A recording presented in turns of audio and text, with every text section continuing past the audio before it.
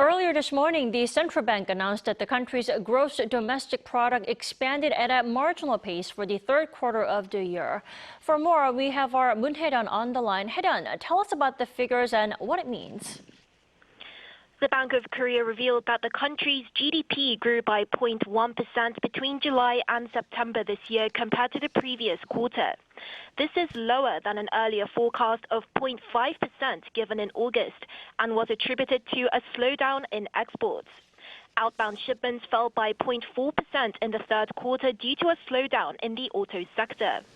Construction investment also dwindled due to a slump in civil engineering and building construction.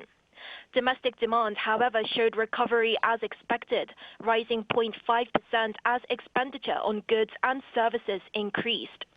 The country's GDP has seen fluctuations this year with a 0.2% decrease in the second quarter and a 1.3% increase in the first quarter of the year.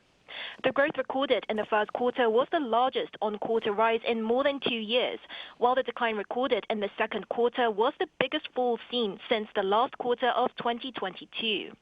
As we move forward, the BOK's August forecast said this country's economy will expand by 0.6% in the next quarter, and the overall annual growth will come to 2.4%.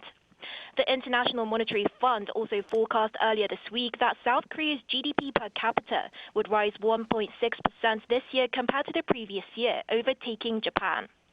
That's all I have for now, but I'll bring more updates in a later newscast. Back to you, Tammy.